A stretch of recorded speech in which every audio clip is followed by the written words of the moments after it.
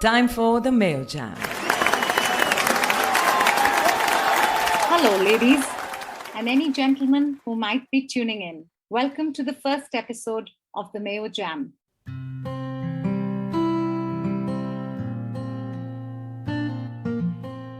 I think we all remember music as much as the Maggie from Mayo on Sundays.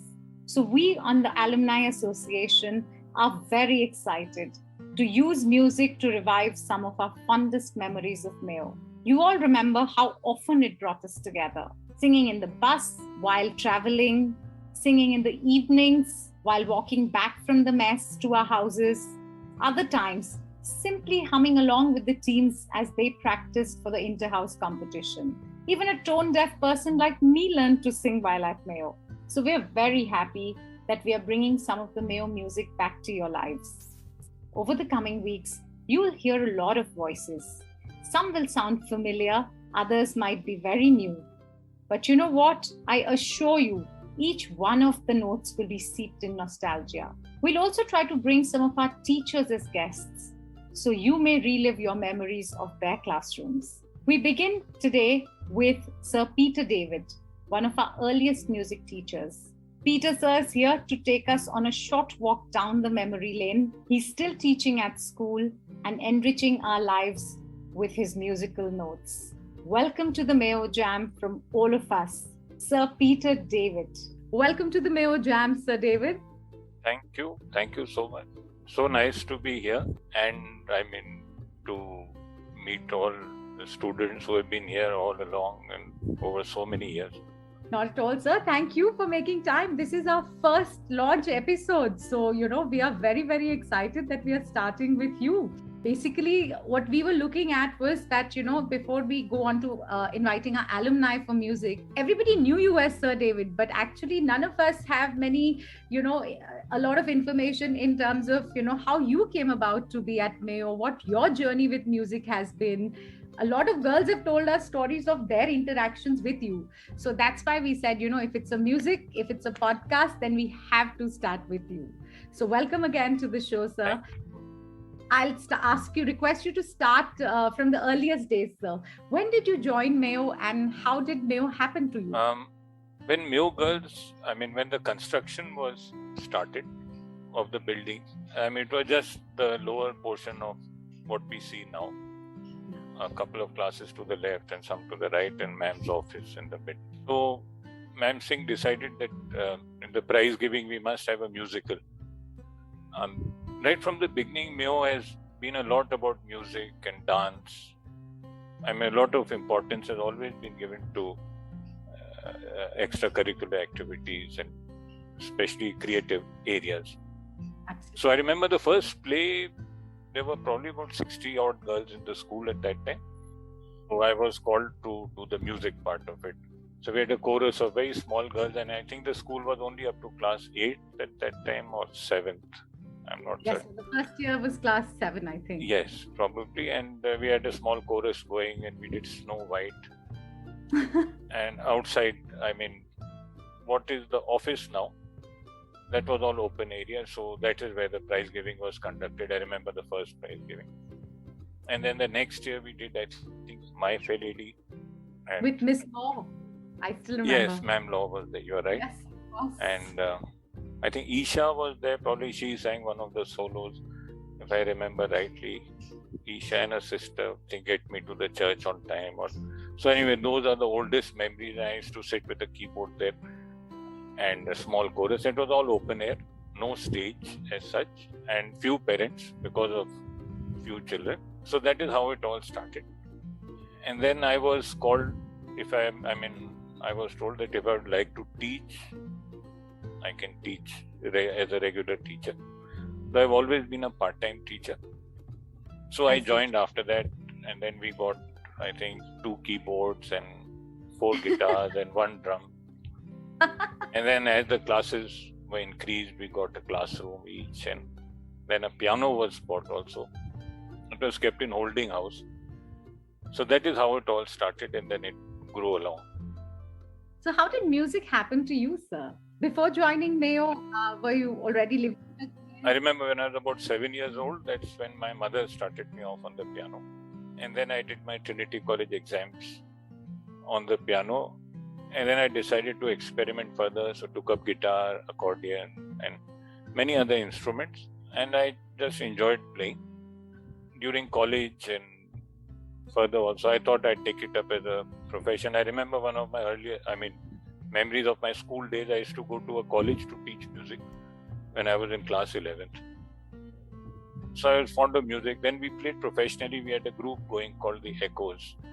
So we used to perform professionally in Jaipur, mainly Rajasthan, a couple of shows in Delhi, and also did some recordings for TV shows and so on. So music was there all along. I also did my MA in English. I taught English for a time and music. Then I decided that probably music would be the best. And so it continued. So Mayo, was your first full-time music teaching position? I had been teaching all along. For the past couple of years. I was attached to a couple of schools, one college also. But mostly professional playing, yes. So Mayo was the first, you are right, regular sort of an assignment. And it's been 30 years now. Yes, probably more if we count the first year prize giving and so on. Absolutely. That way from 88 to now, it's 34 years. Yes. Wow, fantastic, sir. Fantastic. But like you said, your earliest memories, you remember when Mayo bought its first piano, you remember when we did our first musical. But over the years, how has music changed? Now, you've had a 30-year perspective of what music has meant to Mayo girls. I've always got, complete support from the principal earlier, the principal now, and everyone. So, like I said, we started off with 4 guitars and 1 small drum set and 1 piano. So, as of now, we have a new music school dedicated to, there are 1, 2, 3, 4 rooms only for Western music. So, we have about 14 keyboards, 4 pianos, about 5 drum sets with different cubicles, soundproof cubicles, and I think again about 14 guitars, electric guitars, bass guitars, amplifiers, a recording room.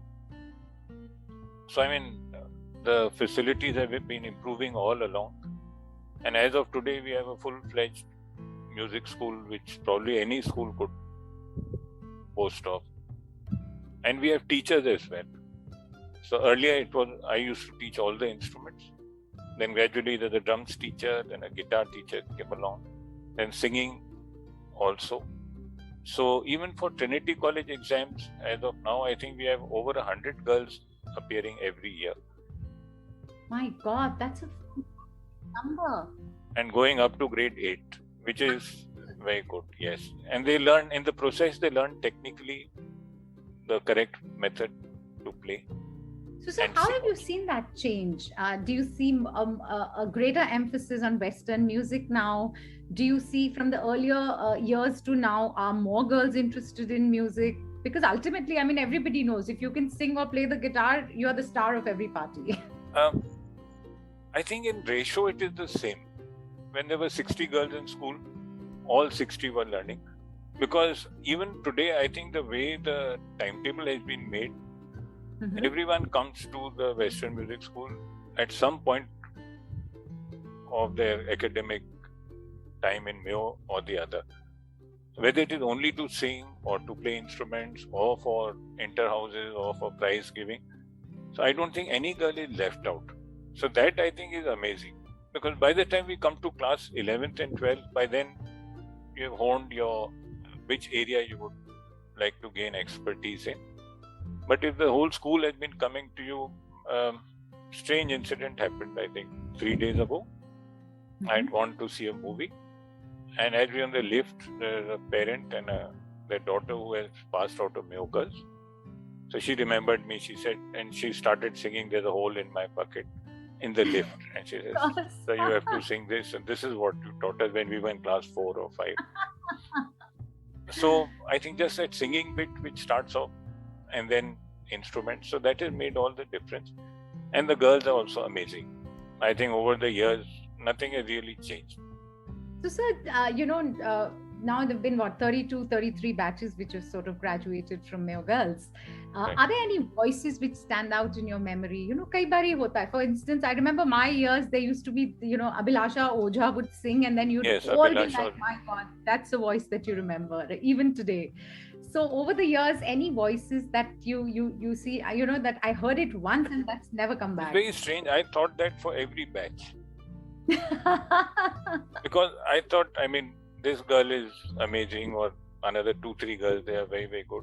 And then suddenly I'm surprised again, because next year or a year after that, someone even better comes along, and someone who's working very, very hard at it. So some girls are naturally talented, and some are naturally talented and also gained expertise in the technical expertise from their singing. Some have learned something from Indian classical, come to Western.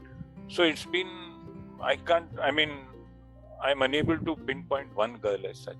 Fair enough, sir. Anyway, so if I would like to say, there must have been something like 100 girls by now who have surprised me with the way they've gone about it. Even the interhouses. Yes. Sometimes the results it's very difficult to really gauge. I would hate to be a judge at some of the interhouses, because the girls are working so hard, and over the years it's become a tradition to work so hard. Even till today, the last interhouse we had, in spite of COVID and the girls coming back after such a long time, they worked dedicatedly, very hard, and did a fantastic job. So I can imagine there used to be tears if our house did not win and we thought the song was, I remember crying when we were there because we lost the position by 1 mark or something like that. Yes, and if you remember, the results also used to be very close. Yes. So that was the amount of hard work which was put in. And the wonderful thing is that it's still going on. That is a tradition set by the seniors, which is being followed all along. I'm so happy to hear that. That's fantastic. So any girls who've actually become professional musicians that you know of now? Some girls took it up in theatre.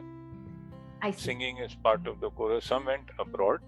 But I can't think of any girl who has really become a professional pianist or a professional vocalist.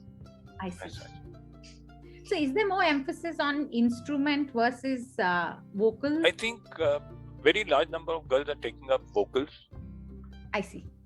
And a smaller number are taking up instruments as well. So the girls who are taking up vocals are taking up instruments.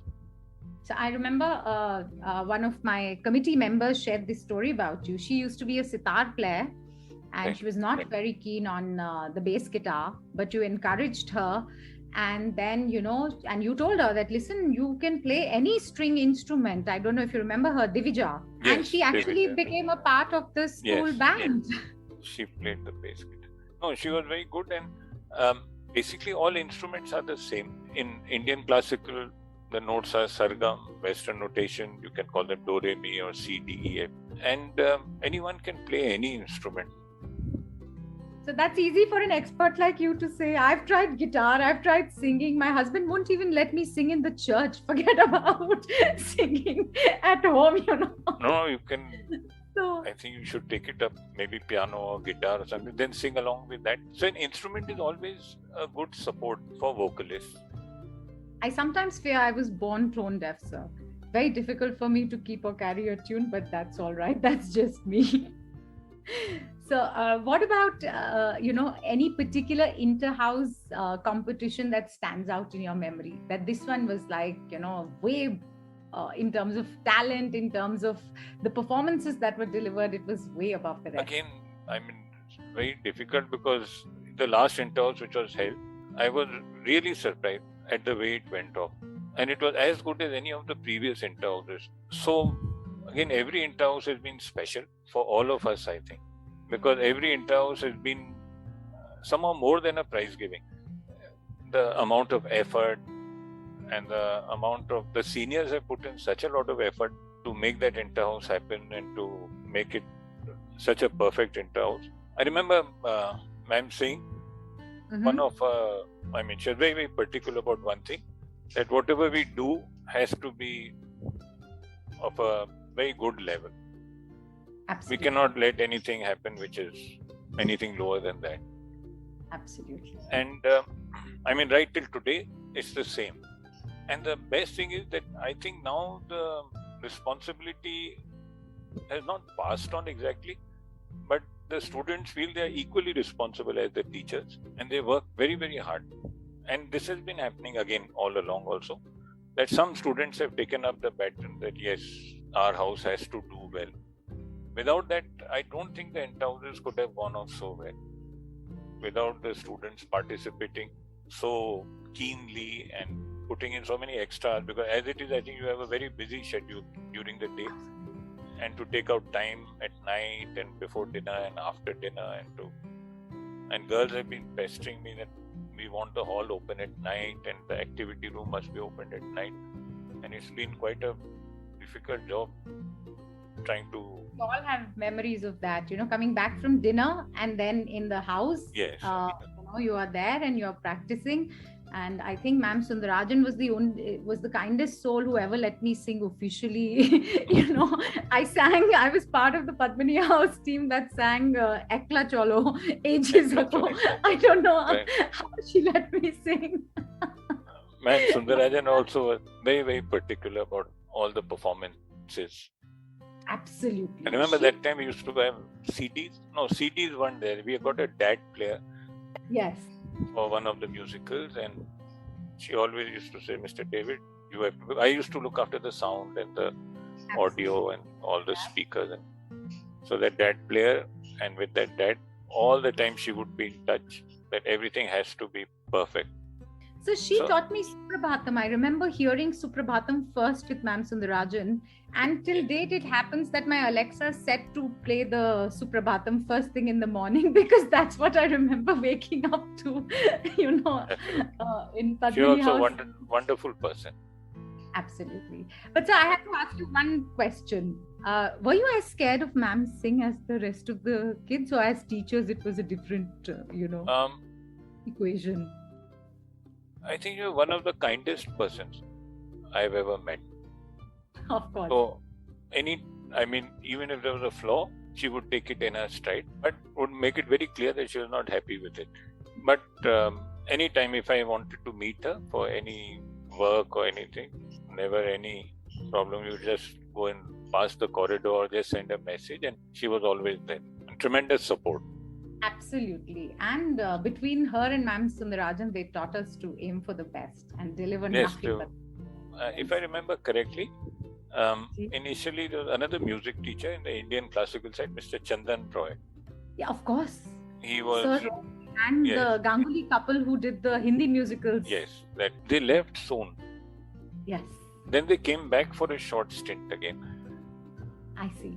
Mr. Chandan Roy also was very. I remember, of course, playing the harmonium. Gentle person, yes. So are you going to play something for us today? Yes. I think we did this for a couple of interhouses, if I remember rightly.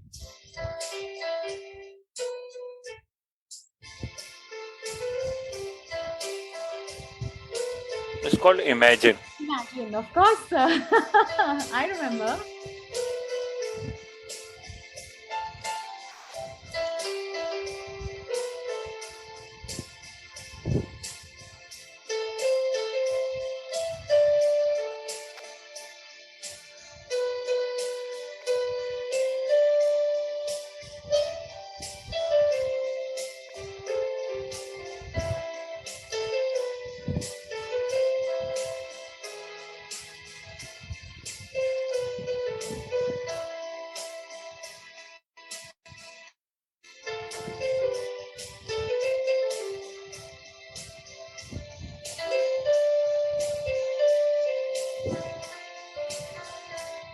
We had done this for, I think, some of the interhouses, Imagine.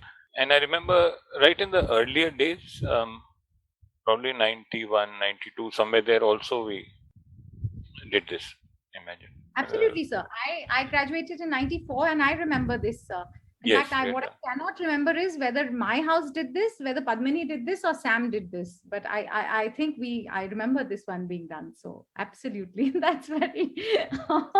Ma'am Singh Ma'am Singh, very keen on music, and used to listen to a lot of music. And the present principal, Ma'am Kanchan, also heard a lot of music, right from Nat King Cole to the latest. And she also points out, remembered all those songs. Ma'am Singh, I remember I was very surprised once. The same year when we did this Imagine, there was a group called Michael Learns to Rock. Of course. I think they had just come in at that time probably. So she said, why don't we do that song from Michael Learns to Rock, Sleeping Child. So I was surprised that, in those days, we didn't have much access to so much music as we have now. But at that time, she had heard that song and she knew the lyrics, and we did it for a prize giving. I think Gitanjali was there that time. Gitanjali Khadriya, if I remember rightly. Probably then, yes. She would have been batch of 96. I think right. She was 2 years. Yeah. No, I completely, yes, absolutely. So all these songs, I remember Theme for a Dream. I think it was 91. Theme for a Dream. We did this. Yes. We had a very small keyboard then. Yes. And there was Ma'am Kumkum there, if you remember. Ma'am Kumkum Singh. Yes. She was also a wonderful person. Used to teach singing and loved to sing and play along. We were in fact, January this year when we had a music event, it was the batch of 2019. What voices, what powerful voices. They delivered an amazing musical event on Zoom. And Mrs. Khanke was very kind to us. She stayed throughout that hour and she encouraged the girls.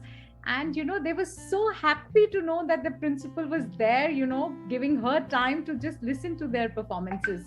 And you'd be surprised, sir. Girls sent in performances, recorded performances from all over India.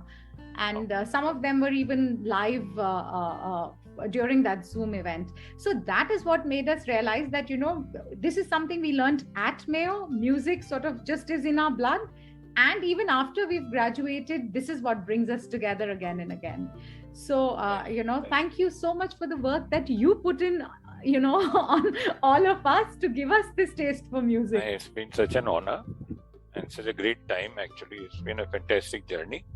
And another old memory I remember, there was a piano kept in Holding House. This was a little later, probably early 2000s or maybe before that.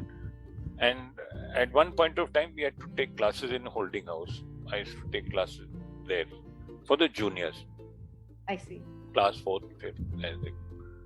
That time it was Holding House, yes. So one of the most interesting time, and I think a fantastic time was that the young children who had just joined class 4th, half of them would be crying and very homesick. Yes. And the best time would be to make them sing and shout and teach them such songs that they would go back to their dorms with a big smile on their faces. And the next class they would come again with a smile.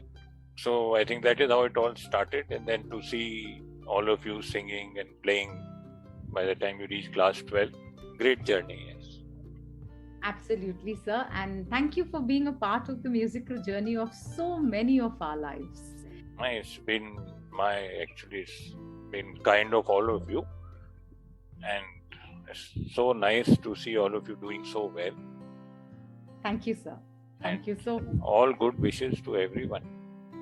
Thank you so much, sir, for taking the time out to be here with us for the Mayo Jam. And I hope we get to hear you again sometime soon in school. Yes, definitely. Anytime. Whenever you come. Yes. Absolutely, sir. We'll be there. And thank you so much again, sir. Thank you, Pooja. Thank you. Thank you so much, sir, for your time today. I'm so glad we could have you as a guest. For our audience, before you go, please reach out to us with a song or a poem or an instrumental music piece. Better still, get together with a friend or classmate or an alumni singer in your city and sing a duet. We'd love to put your voice out to the Alumni Network. Thank you again for listening in and see you next Friday for our next episode. Have a lovely day ahead, guys. Bye. This podcast is brought to you by Mayo Girls Alumni Association. If you're a Mayoite and wish to participate, email us on mayocollegegirlsalumni@gmail.com.